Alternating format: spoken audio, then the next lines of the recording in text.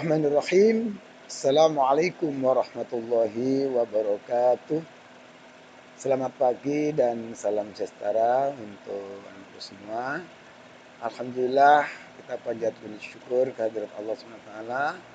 Pada pagi hari ini kita semua dalam keadaan sehat walafiat dan dipertemukan kembali untuk pendidikan agama Islam semester 1 kelas 9. Anu sekalian, materi kita pada pagi hari ini yaitu bab 3 tentang taat patuh terhadap orang tua dan guru. Anak-anak sekalian, sebelum kita mulai pembahasan materi kita, terlebih dahulu mari kita bersama-sama berdoa terlebih dahulu, yaitu dengan membaca Ummul Quran suratul Fatihah. Al-Fatihah. A'udzu billahi minasyaitonir rajim. Bismillahirrahmanirrahim. Alhamdulillahi rabbil alamin. Ar-Rahmanir Rahim. Maliki yaumiddin. Iyyaka na'budu wa iyyaka nasta'in. Ihdinas siratal mustaqim. Siratal ladzina an'amta 'alaihim ghairil maghdubi 'alaihim waladdallin. Amin. Baik, anak sekalian, selanjutnya sesuai dengan topik pembahasan kita pada pagi hari ini, yaitu hormat dan taat kepada orang tua dan guru. Baik, sebelumnya mari kita bersama-sama berdoa sebagaimana doa yang telah oleh Rasulullah SAW ajarkan kepada kita, yaitu doa kepada ibu, bapak, serta guru. Mari. Bismillahirrahmanirrahim. Allahumma ghfirli wa liwalidayya warhamhuma kama rabbayani shaghira. Ya Allah, ampunilah dosa-dosaku.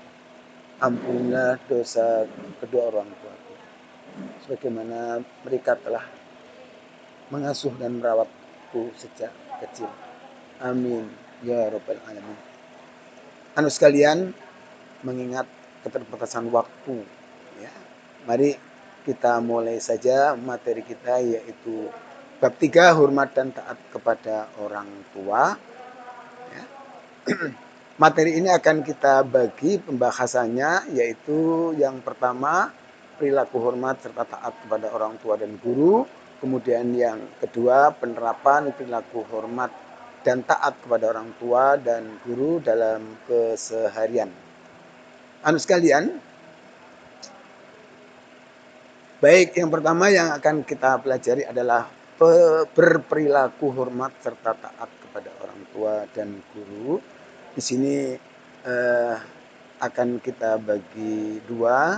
Yang pertama yaitu makna perilaku hormat serta taat kepada orang tua dan guru. Kemudian yang kedua yaitu perintah hormat serta taat kepada orang tua atau guru. Anak-anakku sekalian, apa kira-kira makna perilaku hormat serta taat kepada orang tua dan guru? Yaitu sikap atau perilaku kita, tutur kata kita, ucapan-ucapan kita yang senantiasa menunjukkan, ya, perilaku yang hormat, yang taat, serta patuh, ya, atas perintah-perintah orang tua dan guru, serta menjauhi larangan-larangan keduanya.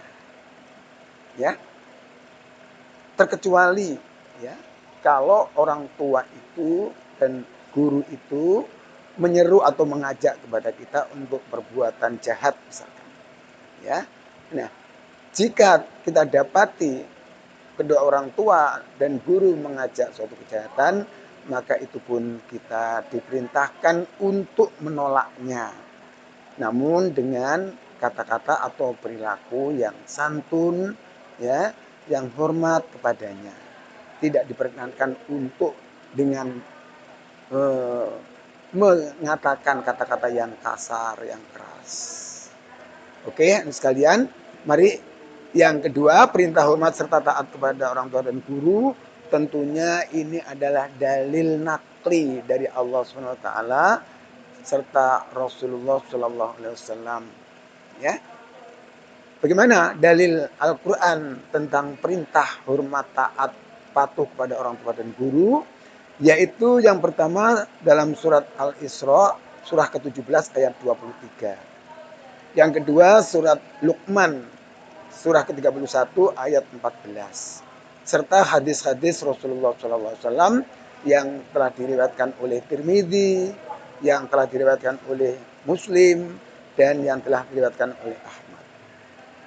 Anak-anakku sekalian, dalil nakli tentang perintah mentaati dan menghormati serta mematuhi perintah orang tua dan guru yang terdapat dalam surat Al-Isra ayat 23 yang berbunyi sebagai berikut. A'udzubillahi minasyaitonirrajim. Bismillahirrahmanirrahim. Wa qadha rabbuka alla ta'budu illa iyyahu wa bil walidaini ihsana. إما يبلغن عندك الكبر أحدهما أو كلاهما فلا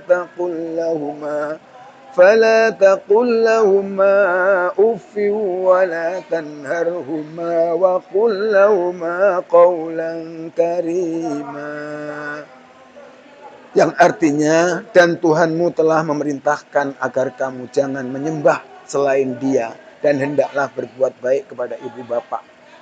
Jika salah seorang di antara keduanya atau kedua-duanya sampai usia lanjut dalam pemeliharaanmu, maka sekali-kali jangan engkau mengatakan kepada keduanya perkataan ah, dan janganlah engkau membentak keduanya, dan ucapkanlah kepada keduanya perkataan yang baik. Anak-anakku sekalian, ayat ini oleh Allah diperintahkan untuk kita semua sebagai seorang muslim untuk senantiasa taat, patuh, dan berbakti kepada kedua orang tua, juga termasuk guru. Dapat kita simpulkan makna pada surah Al-Isra ayat 23 ini sekurang-kurangnya ya, ada 5 ya, pokok-pokok yang terkandung dalam surat Al-Isra ayat 23 ini. Yang pertama, Allah memerintahkan hendaknya kita selalu menyembah kepada Allah SWT. Yang kedua, hendaklah kita selalu berbuat baik kepada ibu bapak. Yang ketiga adalah jangan engkau mengatakan atas keduanya dengan perkataan yang kasar atau ah. Dan yang keempat, hendaknya selalu mengucapkan kepada keduanya perkataan-perkataan yang baik. Anak sekalian, kemudian di ayat lain yaitu surat Al-Luqman ayat 14, Allah berfirman kembali, A'udzubillahi minasyaitonirrajim. Bismillahirrahmanirrahim. Wa wassaynal insana biwalidayhi hamalathu ummuhu wahnan ala wahni wa fisaluhu fi amaini aniskurli wali walidaika ilayyal masir. Artinya, dan kami perintahkan kepada manusia agar berbuat baik kepada kedua orang tuanya. Ibunya telah mengandungnya dalam keadaan lemah dan bertambah-tambah, dan menyapihnya dalam usia 2 tahun. Bersyukurlah kepadaku dan kepada kedua orang tuamu, hanya kepada aku kembali. Anak-anakku sekalian, relevansi hubungan ayat surat Al-Luqman dengan Al-Isra tadi, keduanya adalah sama-sama perintah Allah untuk hormat, patuh, dan taat kepada kedua orang tua.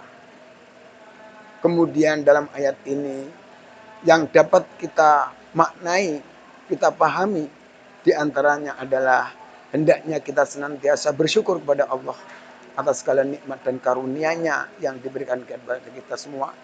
Dan yang kedua, hendaknya kita juga bersyukur atas kedua orang tua kita yang telah melahirkan, merawatnya, dan membesarkannya dengan penuh kasih dan sayangnya. Anak sekalian, Selanjutnya dalil nakli dari Rasulullah SAW atau hadis Nabi SAW yang telah diriwayatkan oleh At-Tirmidzi yang berbunyi kurang lebih demikian. Ani bin Mas'udin qala sa'altu Rasulullah sallallahu alaihi wasallam faqultu ya Rasulullah ayyul a'mal afdalu qala salatu limiqatiha qultu summa madza ya Rasulullah qala birul walidain qultu summa madza ya Rasulullah qala al jihadu fi sabilillah. Hadis riwayat At-Tirmidzi. Artinya, dari Ibnu Mas'ud ia berkata, aku pernah bertanya kepada Rasulullah SAW, wahai Rasulullah, amalan apakah yang paling mulia? Beliau menjawab, sholat tepat waktunya. Aku bertanya lagi, kemudian apalagi wahai Rasulullah? Beliau menjawab, kemudian berbakti kepada orang tua. Aku bertanya kembali, apalagi wahai Rasulullah?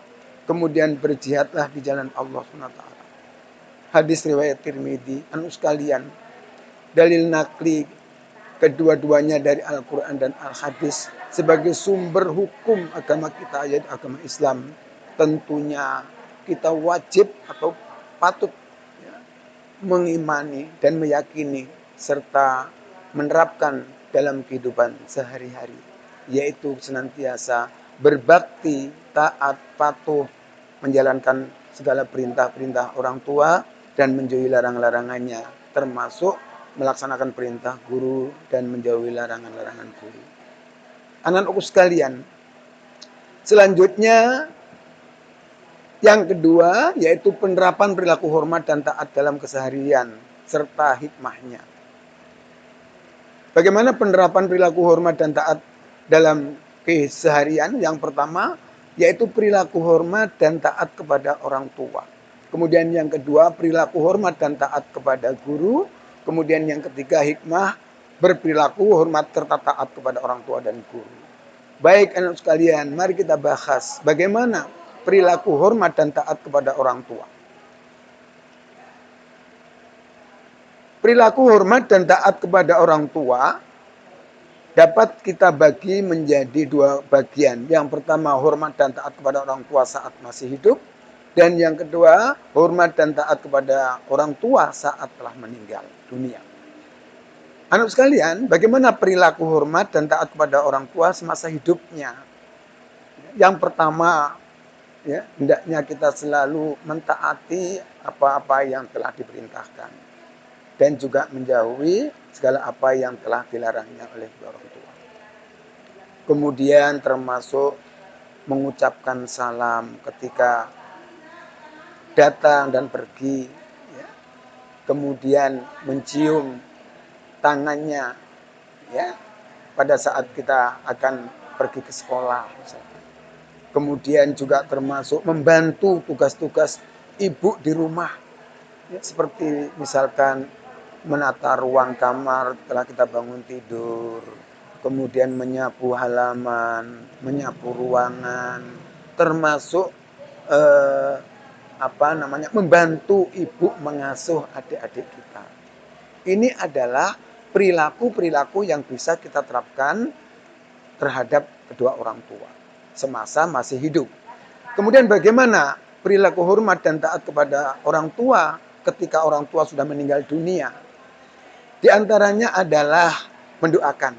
Bagaimana Rasulullah SAW telah memberikan bimbingan kepada kita. Senantiasa kita mendoakan kepada orang tua termasuk bapak ibu guru. Bagaimana bunyi doanya? Tentunya kita sudah hafal semua. Mari bersama-sama kita bacakan. Bismillahirrahmanirrahim. Allahumma ghufirli wali walidayya warhamhuma kama rabbayani shaghira. Ya Allah, ampunilah dosa-dosaku dan dosa kedua orang tuaku dan pilihanlah keduanya bagaimana dia telah merawatku sejak kecilku. Amin ya rabbal alamin. Anak sekalian, ini dari doa. Kemudian perilaku hormat yang lain misalkan mentaati atau menjalankan nasihat-nasihat kedua orang tua semasa beliau masih hidup.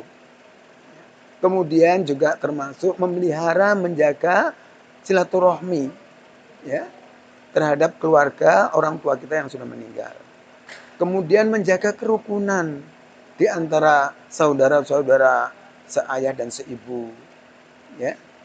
Kemudian menyambung silaturahmi dengan keluarga, ya, hendetolan dari keluarga-keluarga orang tua kita.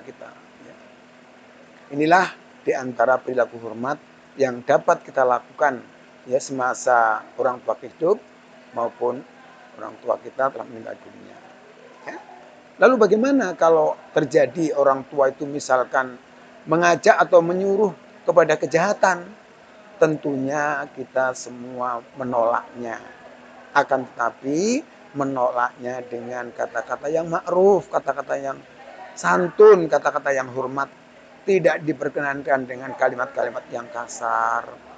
Ya, bagaimanapun orang tua tentunya orang yang telah membesarkan, orang yang telah memberikan kasih sayangnya kepada kita semua sehingga kita bisa dapat hidup hingga sampai saat ini ya dengan keadaan sehat walafiat. Ini yang perlu kita perhatikan. Ya. Kemudian bagaimana yang kedua, perilaku hormat dan taat kepada guru. Ya. Guru adalah termasuk orang tua kita kedua, termasuk orang yang sangat berjasa besar kepada kehidupan seseorang atau kehidupan kita semua. Ya. Beliau yang mengajar, beliau yang didik, beliau yang membimbing kepada kita semua sehingga kita menjadi orang yang dewasa, orang yang mampu, orang yang punya kecerdasan, ya, orang yang berhasil dalam kehidupannya. Nah, ini semuanya adalah berkah jasa daripada seorang guru. Maka itu bagaimana cara hormat dan taat kepada guru saat masih hidup? Tentunya ini semua sudah insya Allah kita terapkan. Bagaimana misalnya bertemu guru di jalan, kita sapa, Assalamualaikum Pak, Bu, selamat pagi Bapak dan Ibu. Ya, kemudian termasuk mencium tangannya, ya. Kemudian untuk silaturahmi, mengunjungi mungkin tidak bisa sebulan, setahun sekali pada hari-hari kemuliaan seperti hari raya bagi yang umat muslim, hari Natal bagi yang non muslim misalnya. Ya. Kemudian juga termasuk mentaati perintah-perintahnya, mengerjakan PR atau tugas, termasuk piket, ya, mengerjakan tugas-tugas piketnya, ya, dan sebagainya, dan sebagainya. Ini adalah bentuk perilaku hormat dan taat kepada guru semasa beliau masih hidup. Lalu bagaimana kalau perilaku hormat dan taat kepada guru kita yang sudah meninggal dunia? Jadi kembali kita senantiasa pertama mendoakan semoga jasa-jasa beliau, ya, kebaikan-kebaikan beliau, kesabaran beliau dalam mendidik kita, semuanya dijadikan ilmu yang bermanfaat di sisi Allah Subhanahu wa taala. Ya. Kemudian juga perilaku hormat yang lain, misalkan menyambung silaturahmi dengan keluarga, dengan anak, dengan cucu, guru kita. Ya, itu semua termasuk bagian-bagian daripada hormat dan taat kepada guru kita. Apalagi kalau mendengar kabar mungkin guru kita ya telah meninggal dunia, ya kita segera untuk bertakziah, datang ke tempat atau tempat duka, ya memberikan doa kepada beliaunya. Nah, ini semua perilaku-perilaku hormat yang dapat kita terapkan dalam kehidupan sehari-hari manakala guru atau bapak dan ibu guru kita setelah meninggal dunia. Ya. Kemudian maksud sekalian, yang berikutnya adalah hikmah berperilaku hormat serta taat kepada orang tua dan guru. Apa sih itu hikmah? Hikmah itu adalah sesuatu yang dapat kita rasakan, sesuatu yang dapat kita dapatkan ya daripada perilaku hormat dan taat kepada orang tua dan guru itu. Ya. Apa hikmahnya? Yang pertama bahwa hikmah daripada perilaku hormat tersebut adalah menjadikan kunci suatu kebahagiaan dalam kehidupan seseorang.